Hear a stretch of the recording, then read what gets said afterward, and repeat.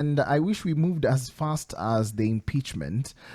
This is with regard to the NHIF to SHIF transition, because I believe that public health is something that we really need to pay focus on, especially for those with terminal illnesses or chronic diseases that need daily attention. So patients are still being asked to pay cash for treatment as confusion over the Social Health Authority persists. The government is yet to honor the promise. And yesterday we were just asking a question: how fast will they move to make sure that these complaints are actually heard and in good time? That's right. So as soon as Shif rolled out, hospitals were confused as far as who to give treatment to, because a lot of people had not onboarded onto Shif.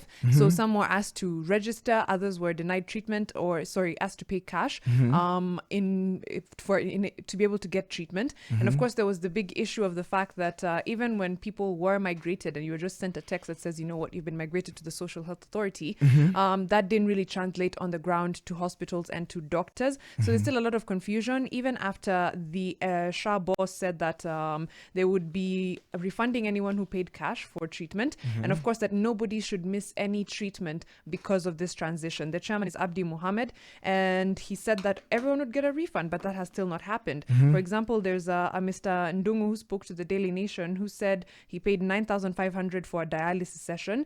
It was meant to happen, but approvals were taking too long, so he paid cash. So they forwarded receipts to the SHA and the Shif, but no word on how they will get their refunds, when they will get their refunds, what the process is for getting their refunds. Or there's still people actually being denied service. Those who can't raise the cash still being denied service in the confusion of this transition. And of course, verification was supposed to happen. That's at least according to the chairman, Dr. Mohammed.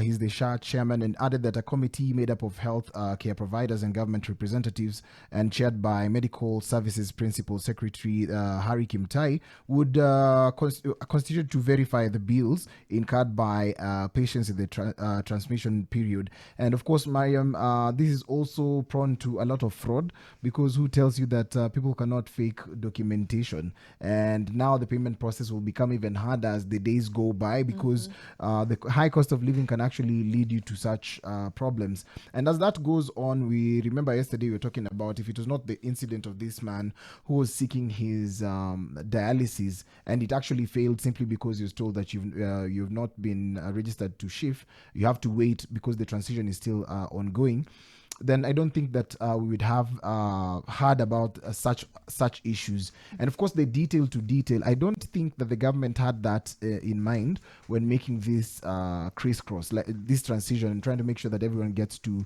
be onboarded on Shif. Again, there's a